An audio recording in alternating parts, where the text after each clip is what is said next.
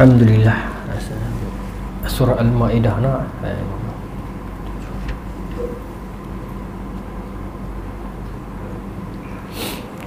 Tadi ayat 47 tadi tu satu ayat yang menarik tu, yang kata waman lam yahkum bima anzalallah fa ulaika humul fasiqun.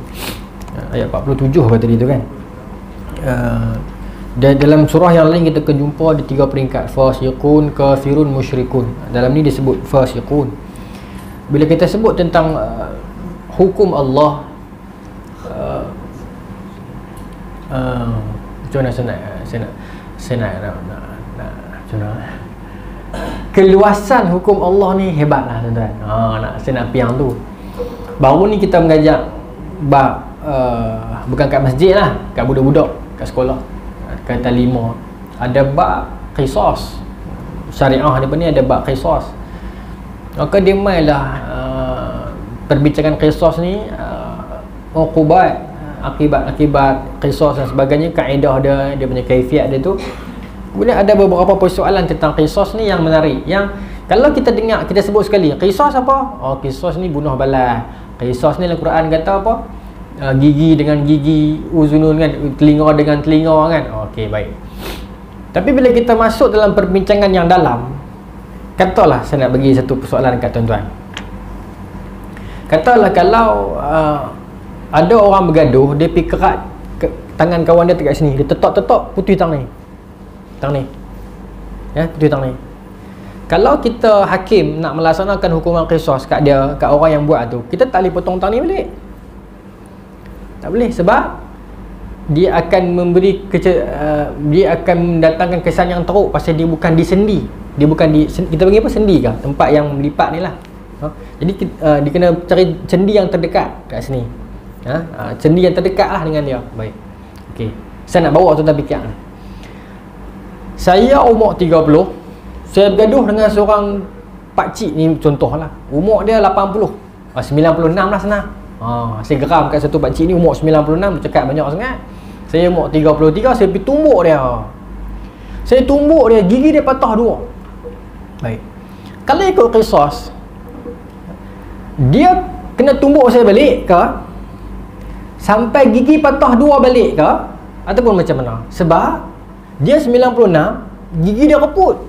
Saya tumbuk sikit ni, jatuh 2 gigi. Jadi adakah dia nak tumbuk saya balik tu kena bagi jatuh 2 gigi saya? Kalau macam tu dia kena tumbuk kuat tu.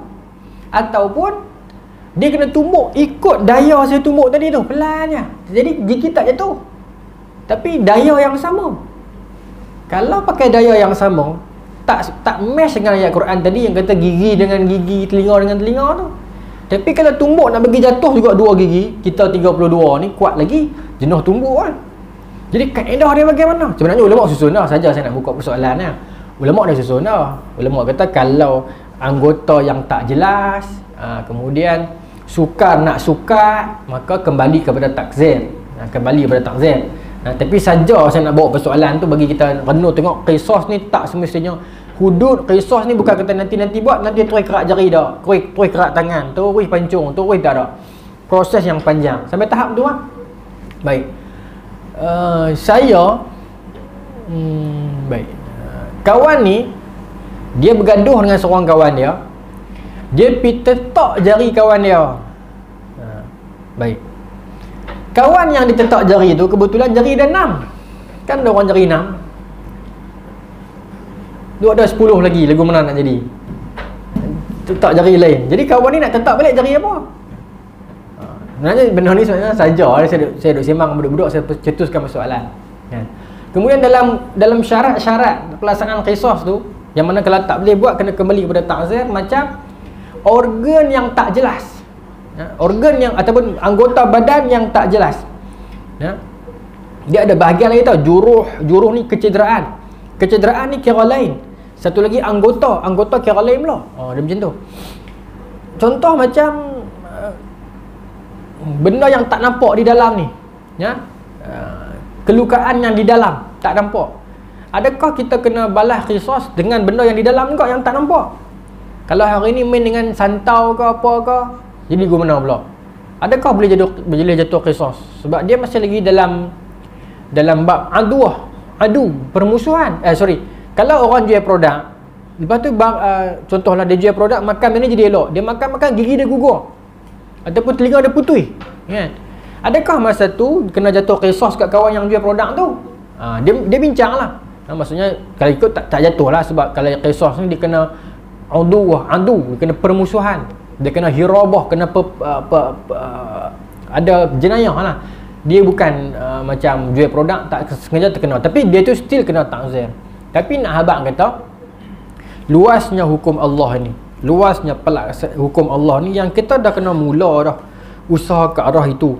Meski kita akan kata susah sekarang ni, kekangan, betul bukan nak suruh buat sekarang, tapi at least kita ada satu blueprint, satu persediaan ke arah itu, satu effort ke arah itu.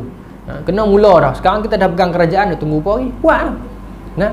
Bukan nak suruh buat hudud lala ni, tapi mana pergi keseriusan itu seperti yang dulunya.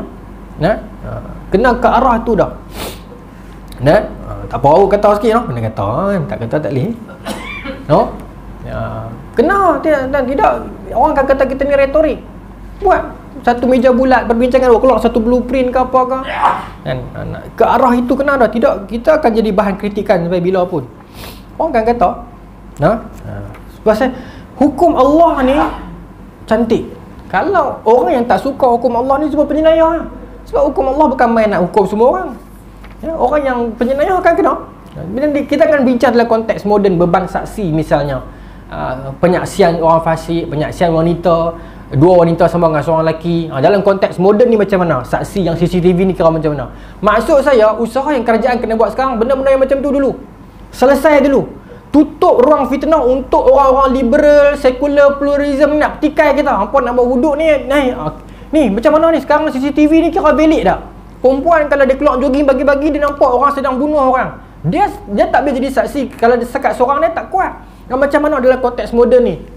Dashcam kereta, macam mana dia boleh jadi saksi tak dalam konteks syariah ni? Kerajaan kena buat yang ni dulu ni, di peringkat ni. Kerajaan PAS khususnya, saya bak betul terang, kena clear yang ni dulu. Tutup pintu untuk orang nak kata apa kat kita. Kat kita apa, saya bukan PAS, kat tuan-tuan lah. Sediakan yang tu, baru orang tak kata. Tidak, orang akan kata, tuan-tuan, saya duk baca, saya susah hati. Yelah, kita sayang lah PAS ni, kita membesar dengan PAS kot kan, daripada kecil. Jadi kita nak tutup ruang tu lah. Saja sebut dalam ceramah, video ni orang tengok nanti, so orang boleh share. Nak beritahu kita bahasanya, tuan-tuan, orang yang di bawah, ahli yang di bawah ni semua ikhlas.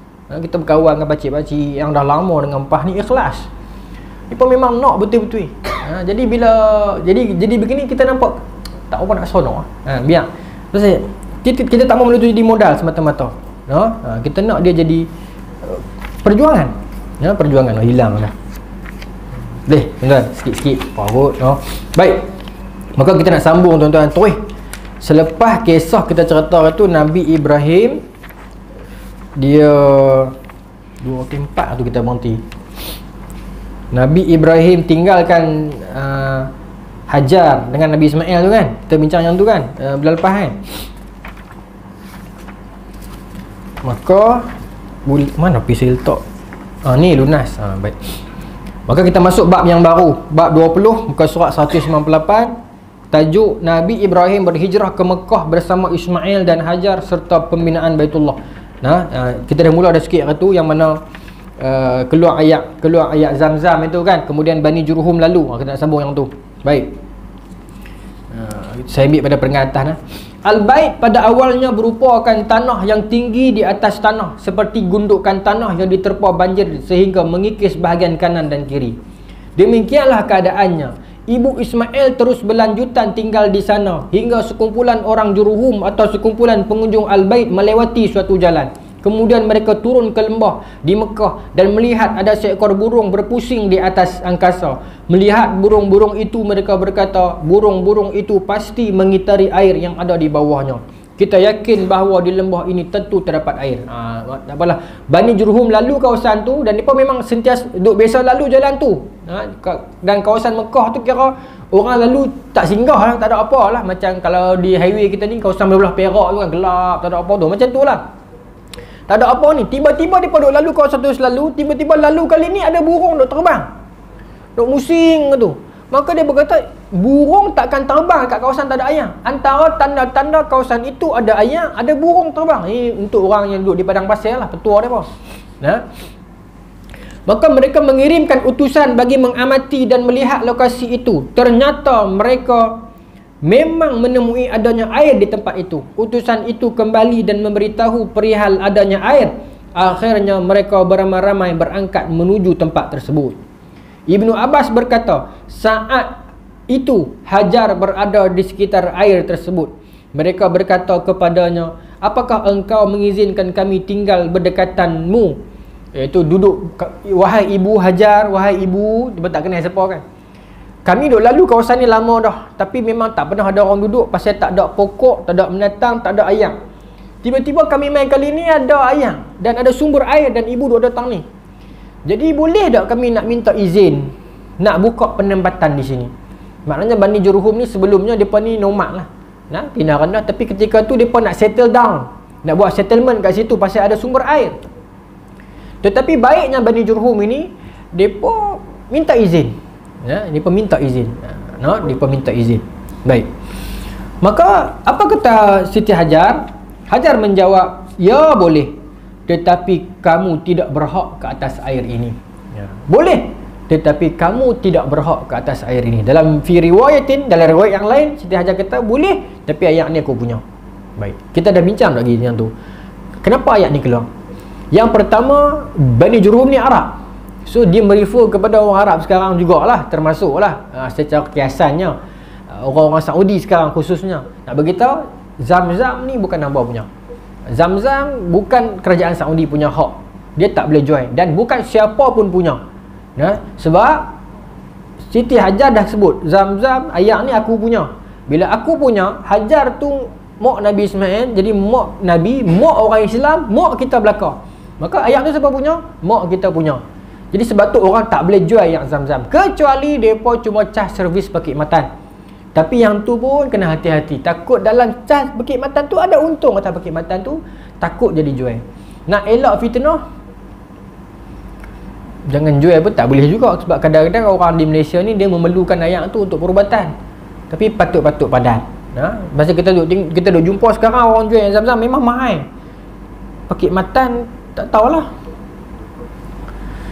Tak tahu nak kata no. Nak kata sekali takut silap sebut bab hukum hakam ni. Tapi yang lebih elok kita keluar daripada muskil lah, no? Kita betul-betul cas perkhidmatan. Kalau ada servis ke apa, kata ada sewa kedai ke apa ke, dan orang kata apa, kos postage dan sebagainya buat. Tapi kalau kita rasa tak perlu benda tu, kita nak buat sedekah, kita nak buat khidmat kepada orang yang sakit, orang yang memerlukan ayat tu, lagi bagus, bagi saja. Nah, dapat juga pahala lebih. Sebab apa? Poin saya tadi itulah, keluar daripada fitnah ni, keluar daripada kemusykilan ni lagi baik, no? Nak menyega bukan kata tak boleh. Tak boleh lah, Zamzam tak boleh menyega. Tapi maksudnya nak cah perkhidmatan tu, kita faham lah kos dan sebagainya tu. Tapi kita takut kalau saya takut, no? Tapi bukan nak kata orang lain yang buat tu salah. Tapi alah tuan-tuan, kalau untuk diri sendiri, katalah kita dapat untung 10-2, tak pandai lah tuan. Kalau bagi saja dah lah, no? Tak berani, no? Bab duit orang, reta orang ni jangan main lah kalau boleh, no? Dosa sendiri pun tak tertanggung, tapi Allah boleh ampun. Tapi dosa melibatkan nak jadi darah daging, haram halal semua ni, Allahu Akbar, minta simpang lah, no? Bab duit orang ni janganlah, no? Tak berani. Baik. Tapi kalau macam tu, tak boleh ke kerajaan usahakan satu usaha sama untuk ambil yang Zamzam di peringkat kerajaan? Itu susah juga, no? Tak apalah, tak mau komen lah. Selagi orang yang jual yang Zamzam marah kat saya, tapi tak boleh buat untung. Yang tu ya. Sambung balik, memang tak boleh buat untung. Saudi sampai sekarang dia tak boleh claim dia punya. Raja-raja Saudi pun tak boleh buat dia punya. Dulu kan ada kisah yang King Fahd kan masa tu, yang nak pam ayat Zamzam naik ke istana dia kan. Belakang Majlis Haram kembang belakang tu kan ada istana dia kan, istana singgah. Tu istana singgah tu. Nampak kalau kita naik atas sekali Majlis Haram, kita nampak cermin besar tu istana tu. Nak pam naik ke sana kan, pam tak naik ayat Zamzam, no? Tak naik. Ayat lain naik, ayat Zamzam tak naik. Pasal bukan milik dia, milik orang Islam. Baik, sambung lah. Ibnu Abbas berkata, selanjutnya Nabi SAW menceritakan, maka ibu Ismail yakni Hajar menerima mereka dengan baik kerana dia ingin mempunyai teman yang juga tinggal di tempat itu. Mereka pun menetap di sana dan mengirimkan utusan kepada warganya agar mereka ikut tinggal bersama mereka di sana, sehingga dibina beberapa buah rumah di sana. Penempatan dibina di Mekah. Bila adanya sumber air, maka penempatan akan wujud di situ. Zaman dulu macam itulah.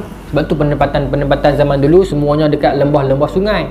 Di penempatan tamadun Indus, kemudian itu di India kan. Kemudian di China, di Huanghu, kemudian di Delta Nile, tamadun Mesir Purba, kemudian di Furat, Euphrates di Mesopotamia, di Kedah, di Sungai Muda, Sungai Marbuk, di Sungai Muda juga ada penempatan. Maknanya penempatan dahulunya memang kawasan-kawasan sungai lah, pasal untuk kehidupan, kemakmuran, kewujudan sesebuah tamadun dan penempatan itu di sungai ataupun di sumber air. Sungai lah, sungai, khususnya sungai lah. Baik, Bani Jurhum ni tuan-tuan, pasal mereka main, kalau mereka nak counter terus boleh, mereka ramai. Siti Hajar seorang kan, tapi mereka minta izin. Mereka ni satu bani yang Arab yang baik lah. Nanti Nabi Ismail nikah dengan anak gadis daripada Bani Jurhum ni lah. Sebab tu Nabi Ismail bukan Arab. Tu orang kata Rasulullah Arab, Rasulullah keturunan Nabi Ismail. Kenapa Nabi Ismail bukan Arab? Bukan, Nabi Ismail kahwin dengan Arab. Sebab tu kita dah belajar awal dulu, kata tuan ingat zaman Nabi Hud, kita bincang dulu, kita kata apa? Nabi Rasulullah ni bukan Arab Aribah. Aribah ni Arab asal yang kaum Samud, kaum Ad tu, macam Nabi Saleh kan. Rasulullah ni Arab Musta'ribah, Arab Musta'ribah. Dia bukan Arab Aribah yang awal tu. Luah lah konteks ni luah. Allahumma salli ala Muhammad. Musta'ribah. Baik. Seiring dengan perjalanan waktu, Ismail pun dewasa. Dia belajar bahasa Arab dari mereka. Nampak? Nabi Ismail belajar bahasa Arab dengan Bani Jurhum. Dan mereka sangat sayang dekat Nabi Ismail lah. Mereka sangat sayang dan kagum dengan kepintaran Ismail. Setelah cukup umur, iaitu baligh untuk menikah, maka mereka menikahkanlah Nabi Ismail dengan salah seorang wanita dari kalangan mereka. Mereka bela, mereka jaga Nabi Ismail lagu anak angkat mereka lah. Jaga ajak bahasa Arab. Bahasa Arab ni sangat luas. Imam Syafi'i pun dah mahir dah bahasa Arab, pergi mengaji lagi bahasa Arab, duduk dengan suku Huzail bertahun-tahun untuk menambahkan kefahaman dalam bahasa Arab. Kita yang kita ada sekarang bahasa Arab kita mungkin basic, tak main kepada perkataan-perkataan yang gharib, tak main kepada macam majaz, macam ma'ani, semua tu yang dari dalam lah. Tapi Imam Syafi'i pakar, dan orang yang paling pakar bahasa Arab Rasulullah SAW, paling pakar.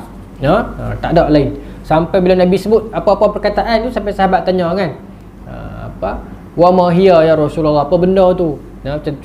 Contoh macam Nabi kata, la taqumu sa'ah hatta yafidul mal wa tazharul fitan wa kasarul harju. Maka sahabat tanya, wa mal harju ya Rasulullah. Dalam satu hadis yang lain tentang wahan tu, Nabi kata kan, mereka itu dijangkiti penyakit wahan. Maka sahabat tanya, wa mal wahnu, apa benda wahan tu ya Rasulullah? Maka Nabi kata, hubbud dunya wa karahiyatul maut. Maka Nabi terang. Macam banyak perkataan-perkataan tu memang bukan Nabi reka, memang wujud pun. Tapi Nabi pakar bahasa Arab. Dan wa ma yantiqu 'anil hawa illa wahyu yuha. Allah mengilhamkan kepada Nabi. Dan perkataan itu bukan direka, memang wujud dah dalam kosakata Arab. Kerana kosakata Arab ni sangat luas. Tak seperti kita. Kita tak luas. Bukan kita nak rendahkan bahasa kita sendiri, tapi bahasa kita tak luas. Dan banyak kita ini menerima kata-kata pinjaman, bahasa Arab, bahasa Parsi, bahasa Belanda, dan sekarang ni banyak bahasa Inggeris lah. Solusi, konklusi kan, banyak. Dan kalau ada bahasa Melayu yang sedang Dewan Bahasa buat sekarang pun kurang digunakan kan, macam screenshot, orang tak panggil apa, tangkap layar, orang sebut screenshot lah kan. Selfie apa, suar foto orang sebut juga Banyak lagi perkataan-perkataan lain yang kita dah biasa guna bahasa Inggeris, kita guna bahasa Inggeris terus. Dan nak terang bahasa Melayu tak boleh, susah kan. Tak apalah. Baik. Tapi bahasa Arab kaya. Tuan-tuan kuliah maghrib ni tuan-tuan cuba cari satu malam buat bahasa Arab. Panggil ustaz mana-mana mengajar. Di surau Taman Fahim Kuala Batas, depa satu malam depa buat bahasa Arab. Ke petang. Tapi saya duk main mengajar tu, saya tengok dekat whiteboard ada. Kemas jugalah. Buka matan Jurumiah mengaji Nahu tu tak apa. Kita boleh tahu kaedah-kaedah bahasa, perkembangan perkataan, bagaimana dia sesuatu Nahu Saraf lah, pertukaran perkataan, kemudian kegunaan dia. Saya rasa tak berat kalau dia atas ustaz lah, atas pengajar tu, tak berat mana lah. Buka matan Jurumiah. Awal matan Jurumiah tu basic tu. Boleh. Tadi kita sembahyang maghrib, kita baca apa? Ustaz? Apa nama ni? Apa tadi?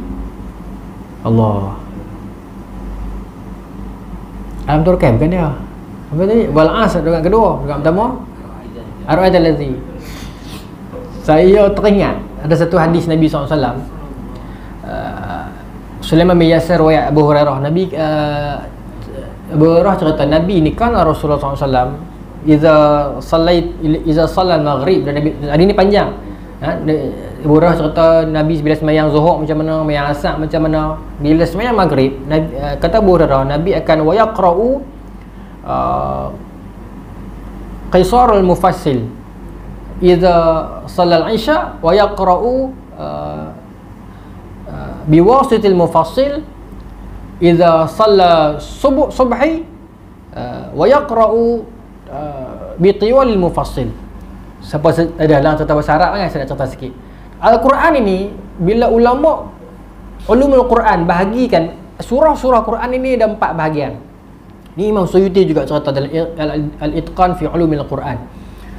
Yang pertama adalah disebut sebagai tiwal, yang kedua mathani, yang ketiga mi'un, yang keempat mufassil. Mufassil ini adalah ayat-ayat yang belakang, yang surah yang banyak bismillah, maksudnya terpotong-potong banyak bismillah, dan ayat yang paling kurang ada mansukh. Baik.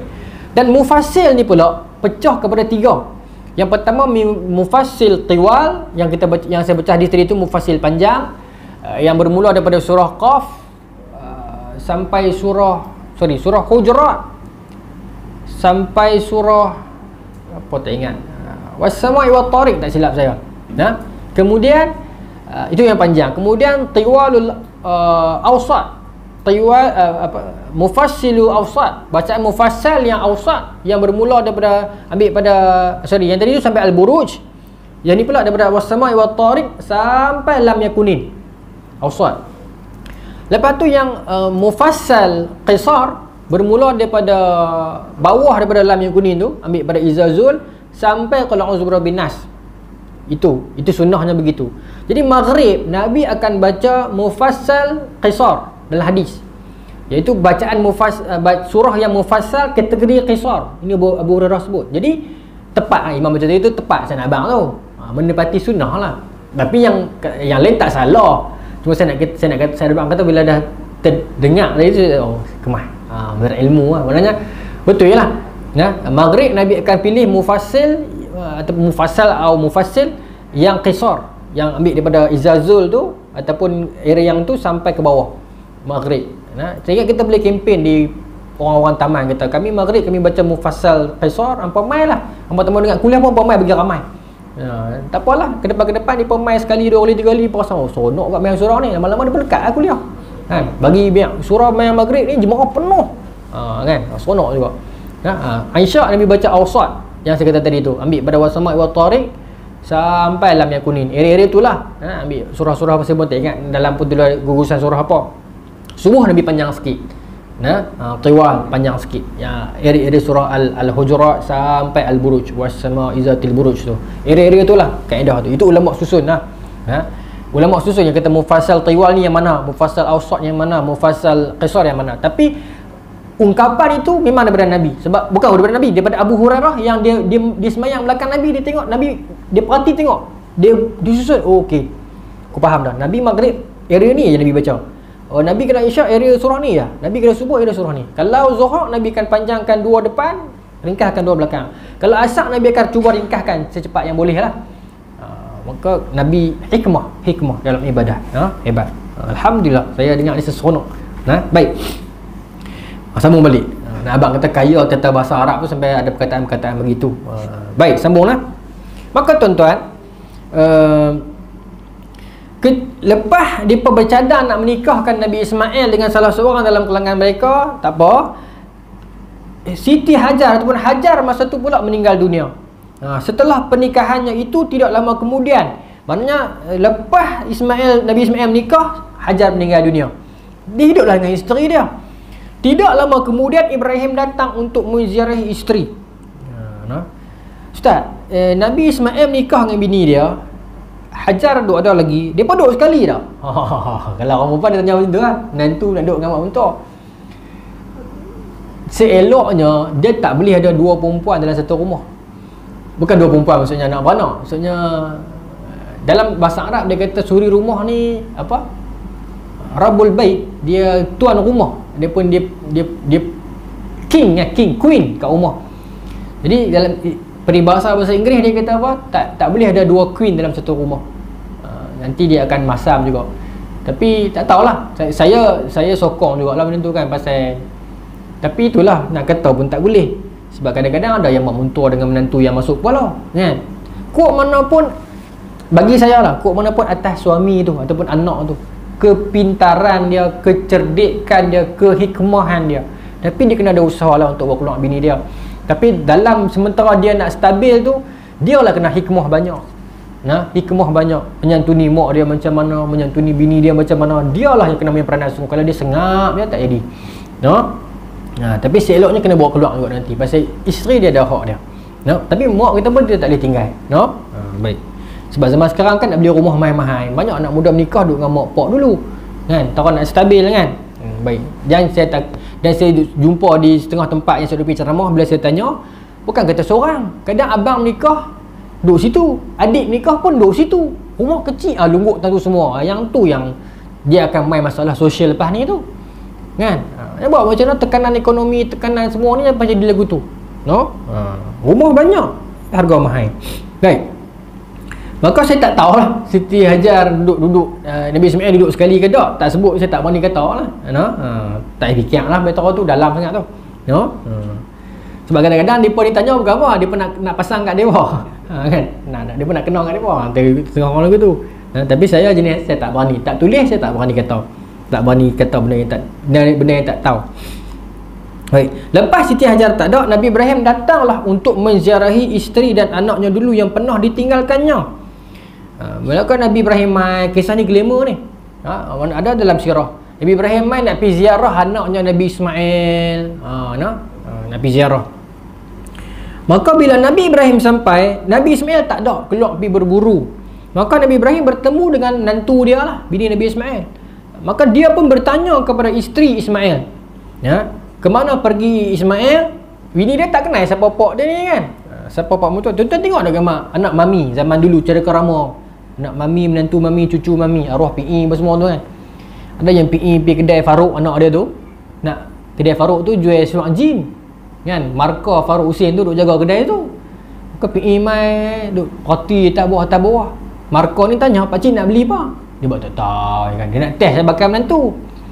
Perempuan dia tanya lagi, "Pak cik nak beli jin ke?" PE kata apa? "Dah, saya nak beli setan." Dia kenal. Ni perempuan dia marah, dia nak tengok, dia tak boleh buat menantu kata. Ni Nabi Ibrahim pun dia mai, dia nak tengok juga ni. Dia tanya mana suami pi mana? Maka isteri Nabi Ismail ni kata keluar pergi cari nafkah. Lalu Nabi Ibrahim bertanyakan kehidupan mereka dan keadaan mereka. Maka jawab isteri Nabi Ismail, "Kami dalam keadaan buruk dan hidup kami dalam kesempitan dan kemiskinan." Dia mengadukan bahawa keadaan kehidupan ekonomi keluarganya yang sangat memprihatinkan keluarga Ismail. Dia cerita semua ni. Dia cerita semua. Dalam ni cerita, Nabi Ibrahim tanya, "Okey ke hampa hidup ni?" Terus bini Nabi Ismail ni cerita semua.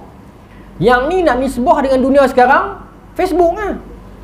Status WhatsApp, cerita habis. Depa di rumah kurang, suami apa cerita habis. Tak boleh. Tak boleh cerita. Tak boleh cerita. Bukan tak boleh cerita. Tak ada ruang, ada tempat dia. Kalau suami zalim ke kejam ke, pergi report. Ataupun kalau sekarang ni bukan kata dia nak cerita jenayah, kadang benda yang seronok pun tak boleh cerita sangat. Kadang kita happy ada anak, kita post anak kita 1 2 tak apa, tapi dia post banyak sangat. Kawan kita ada yang tak ada anak, dia sedih. Kita post makanan mahal-mahal, gambar-gambar di Instagram ke Facebook ke, orang yang tak mampu tengok, teringin dia akan kempunan. Dan saya faham kadang-kadang kita nak seronok berkongsi, tapi patut padan. Sekarang kita cerita semua. Tuan-tuan, hari ini saya yakin tuan-tuan di Lunas ni mungkin tak tahu sangat di sudut itu, tapi mungkin yang ada anak-anak ni dia tahu. Apa TikTok apa semua tu kan, tunjuk semua habis dalam rumah ni. Apa yang boleh tunjuk. Maaf sebut tuan-tuan, maaf sebut ni saya tengok sendiri anak murid saya tunjuk di sekolah. Bukanlah di sekolah lah. Menyusu pun tunjuk ni, gila nak maki. Melayu. Ni apa dia ni, anak abang apa ni? Konten tadi orang komen. Apa merepek manusia lah ni tuan. Hilang malu kan. Dulu mungkin sikit-sikit lah sampai pakai tudung. Bukan kata tak pakai tudung. Jadi ke mana saya pun tak faham manusia lah ni. Macam mana kita nak hidup lagi 50 tahun, 40 tahun nak jadi apa, nak main dunia ke depan. Manusia hilang malu kan. Tapi TikTok tu ada yang bagus, ustaz-ustaz pun ramai, ustaz Wadi Anwar banyak dalam tu. Tapi nak abang kata benda-benda yang lain pun banyak juga. Banyak juga. Dahsyat, saya tengok terkejut, ada sampai tahap ni tu. Hilang malu. Nak pakai baju tidur apa, nak tidur dengan suami malam ni, tunjuk. Tudung pakai ni. Dah tudung pakai, tudung labuh cukup. Ni, budak ni. Kan saya reka cerita betul ni. Kan budak. Dia tunjuk baju dia, maaf sebut. Malu saya nak sebut pun malu. Tak baju tidur perempuan merepek kan. Bukanlah merepek, tak merepek lah. Dia pakai dalam rumah betul, tak jadi merepek lah, jadi pahala. Tapi tunjuk jadi merepek lah.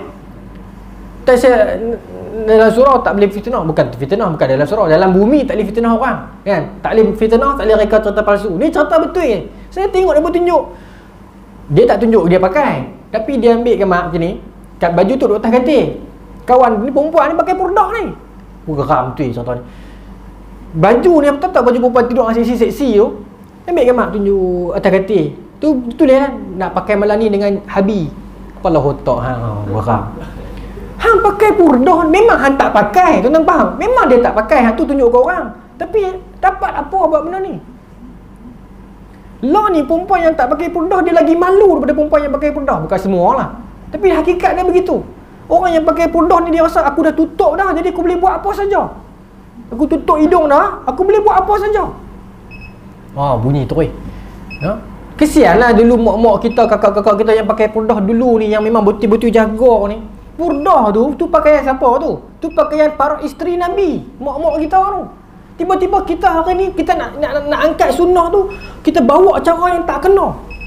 Tak kena, saya bang tu terang, orang yang pakai purdah sekarang tak kena, hampa memang tak betul geram tak nak kata macam ni. Tutup dah mata dia, make up bagi lawa-lawa.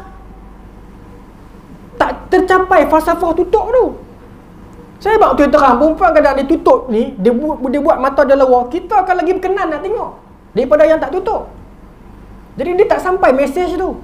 Mesej sepatutnya nak tutup, tapi dia jadi lagi menyerlahkan pula jadi. Tak tahu, saya tengok saya hangat hati sungguh. Apa benda hang boleh pergi tunjuk gambar baju tidur, bukan baju tidur pijama siang butang tu. Dia tunjuk kat tuan-tuan lagi. Tapi tuan-tuan tahulah, buka nikah belakang dah kan. Baju yang tu tu. Tak senang koyak tau. Saya nak dia bagi disclaimer, tak salah baju tu, pakai dalam bilik, pakailah. Tapi tak payah abang ke orang. Tapi bukan saya kata bini Nabi Ismail abang macam tu, tapi cerita semua. Jadi kata lelaki aku susah lah pakcik, kami ni kes pagi makan pagi, kes petang makan petang, hidup kami sempit. Cerita panjang. Kalau tuan-tuan buka dalam sirah yang detail ni, dia cerita bini Nabi Ismail cerita semua kesusahan hidup, kepahitan hidup, apa yang ada semua cerita habis.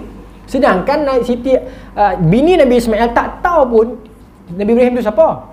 Maksudnya dalam kepala dia Nabi Ibrahim tu siapa masa tu? Orang luar lah. Maksudnya cerita dekat orang luar. Ya. Baik, dia cerita semua. Maka Okey, kemudian ketika mana Nabi Ibrahim tak kata apa, dia dengar ya. Ketika mana Nabi Ibrahim hendak pulang, dia berpesan kepada menantunya itu, jika suamimu pulang, sampaikan salamku kepadanya dan sampaikan pula agar dia mengubah ambang pintunya. Alang pintu ni ubah. Ubah, tukar buang. Tak apa, maka Nabi Ibrahim pun balik. Nabi Ismail pun balik rumah lepas tu. Dia sampai rumah, dia merasakan ada sesuatu. Dia boleh rasa kot, mungkin dia boleh rasa. Ya? Dia sampai rumah, dia rasa macam sesuatu, nak abang tak tahu. Dan itu dia merasakan sesuatu. Maka dia bertanya kepada isterinya, adakah tadi ada orang datang bersamamu? Ataupun adakah tadi ada orang mai? Baru bini dia teringat, ya, tadi ada orang tua kaza wa kaza, begini dan begini datang singgah di rumah. Dia kata salam kat abang, dan dia bertanya tentang kita. Sikit-sikit semang-semang lagu tu sajalah. Mungkin orang banci kot nak pilihan raya dah ni.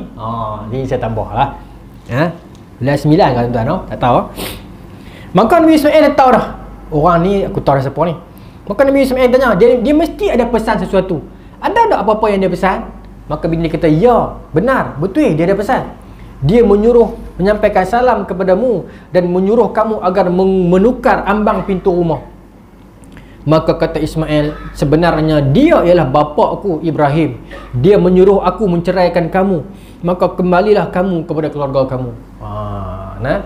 Tapi ni siapa ni? Ni Nabi Ibrahim. Kita jadi Pak Muntul kena buat lagu tu lah. Dia Nabi Ibrahim. Kita ni tak sampai level tu lagi. Nabi Ibrahim kadang-kadang, bukan kadang-kadang, memang perbuatan mereka itu berlandaskan wahyu, kan? Tuan-tuan, tak apa sikit, pilih kan, belajar sikit kan. Isteri Nabi salah seorang nama Zainab binti Jahshin, kan? Zainab ada dua orang bini Nabi tau. Seorang ada dua Zainab. Salah satunya Zainab binti Jahshin. Yang seorang lagi Zainab tu digelar Ummul Masakin. Dia hidup dia meninggal awal, tapi dia sangat baik dengan orang miskin. Dia ini seorang lagi Zainab binti Jahshin. Zainab binti Jahshin ni kalaulah dia tak kahwin dengan Nabi, dia sepupu Nabi. Mak dia nama Umaymah. Umaymah ni mak saudara Nabi. Umaymah ni kahwin dengan Jahshin, dapat Zainab. Baik. Segak. Zainab binti Jahshin ni segak. Isteri Nabi macam-macam lah. Ada yang segak, ada yang berusia sikit, ada yang berisi sikit. Hafsah berisi sikit.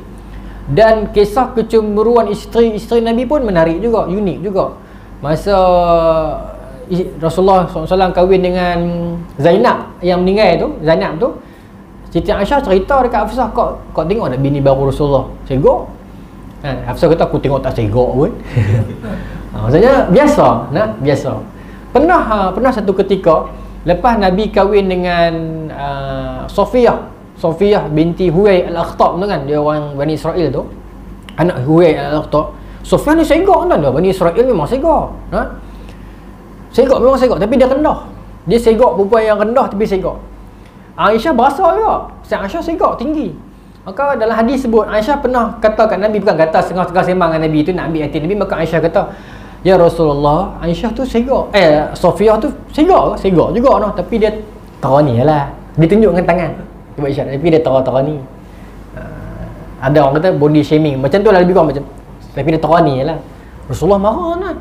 Rasulullah kata, Aisyah, perbuatan hang ni, kata-kata hang ni, kalau dilemparkan ke dalam laut, busuk seluruh lautan ni. Nabi tak bagi mengatakan kat orang. Body shaming ni maksud tak boleh. Baik. Pasal situ Hasan abang kata yang Nabi Ibrahim ni. Abang kata perbuatan Nabi itu berdasarkan wahyu, yang tu. Jadi tuan-tuan, Nabi ni pergi cari perempuan yang terbaik lah dalam kalangan Quraisy ni, nak bagi dekat Zaid bin Harithah, anak angkat Nabi. Kan? Nak bagi menikah. Zaid ni bekas hamba Siti Khadijah, kemudian hadiah kat Nabi.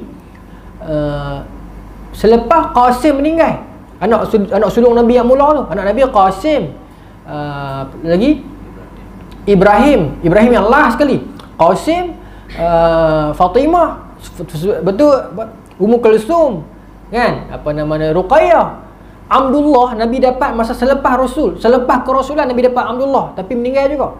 Last sekali Nabi dapat Ibrahim, anak Maryam Qibtiyah tu. Masa tu Nabi dah tua dah. Dapat Ibrahim anak lelaki, Nabi punya seronok. Akhirnya meninggal juga masa ketika muda.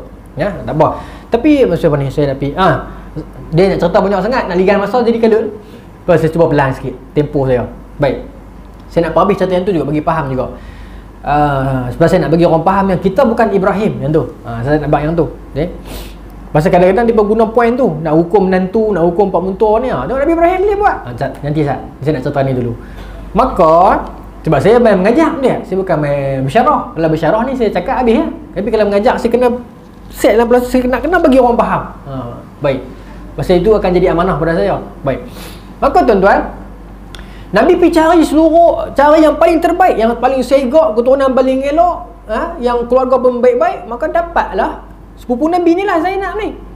Pergi Minang. Bila pergi Minang, mula-mula dia pun setuju, tapi dia pun tahu-tahu nak bagi kat Zaid, dia pun tak mau. Pasal dia berkata, lah, mula-mula ingat untuk Nabi, untuk Zaid tak mau. Pasal Zaid barisan ni bekas hamba. Lepas tu turun ayat Quran. Allah marah, bukan Allah marah, Allah tegur. Allah kata, bila kata ayat Quran kan, kesuruhan daripada Allah, suruhan daripada Nabi, tak boleh kata tak mau lah. Maka bila kata begitu, dia patuh lah. Pasal suruhan Nabi bukan suruhan biasa, jadi syariat lah. Ya, untuk dia masa tu dia kena buat lah. Baik. Maka dia terima lah. Zainab pun tak ada masalah, terima Zaid. Bila menikah dengan Zaid ni, nikah tak lama, cerai. Cerai. Masa tu tuan-tuan, Nabi ni dalam jiwa Nabi ada dilema yang besar. Sebab Nabi dapat perintah ni untuk nikah dengan Zainab ni. Jadi bila Nabi susah hati nak abang, tuan-tuan boleh bayang tak perasaan Nabi macam mana? Pasal orang dalam kepala orang dah set dah, Zaid tu anak Nabi. Walaupun anak angkat, tapi di dalam kalangan orang Arab ni dah set anak Nabi. Jadi bila Zainab kahwin dengan Zaid, seolah-olah macam menantu. Kalau ikut hukum bukan kan? Jadi Allah nak sucikan itu, nak bersihkan pemahaman orang yang anak angkat tak sama dengan anak kandung. Jadi Rasulullah lah pelaksana syariat itu. Jadi Nabi kena buat. Maka Allah perintahkan agar Nabi selepas tamatnya iddah Zainab dengan Zaid, ayat Quran sebut nama Zaid, Nabi kena menikah dengan Zainab. Tuan-tuan, Nabi bukan seronok Nabi cari perempuan menikah dah, tapi sebagai pelaksanaan syariat. Sebab tu kita kena faham itu, pernikahan Nabi itu mesti ada faktor dakwah dan syariat. Maka Nabi menikahi Zainab, dan Zainab berbangga. Dalam hadis Bukhari, Zainab kata kat perempuan-perempuan madu-madu dia, hampa semua menikah, manusia suruh, aku menikah Allah suruh. Dia kata di langit, dia kata wali ku di langit, dia kata dia seronok, dia bangga kan. Bermaksud perbuatan Rasul itu ada iringan wahyu, kata-kata Nabi, keputusan Nabi. Begitu juga Nabi Ibrahim, yang tu saya nak abang tu. Bukan Nabi Ibrahim pandai-pandai kata aku baru tengok orang sehari, benda aku terus kata cerai lah. Sebab benda ni kalau dapat kat orang Itali, dapat kat orang-orang yang sisters ini Islam ke apa ke, dia kan kata apa ni kan sekarang isu menara 15 kilo, orang komen kan, tak kena oksigen lah apa. Saya tak mau komen sangat lah, tapi saya nak berkata akan ada orang yang akan suka berdasarkan keilmuan logika ni. So dia akan kata Nabi Ibrahim mai sehari ya, tak ada kenal lagi, cuma yang tu dia judge, dia suruh cerai, apa ni, orang akan kritik. So saya jawab siap-siap, mungkin video ni lagi 30 tahun kalau saya dah mati pun, mungkin mudah-mudahan dia jadi hujah untuk masa tu nanti kan. Iaitu Nabi Ibrahim bukan buat keputusan sendiri, ada iringan wahyu, ada perintah daripada langit. Baik. Maka Nabi Ismail kata, ayah aku suruh cerai maka aku cerai. Satu lagi tuan-tuan tahulah, Nabi Ibrahim mai pula kan. Bila Nabi Ibrahim mai pula? Bulan depan. Bulan depan. Saya nak potong pun tak sedap pasal dia panjang lagi. Jadi bulan depan lah kita sambung seorang lagi menantu. Wallahu ta'ala a'lam. Bismillahirrahmanirrahim. Allahumma razuqna fahman nabiyyin wa hifdhal mursalin wa ilhal malaikatil muqarrabin wa hdina fi hidayatil arifin bi rahmatika ya arhamar rahimin walhamdulillahi rabbil alamin. Assalamualaikum warahmatullahi wabarakatuh.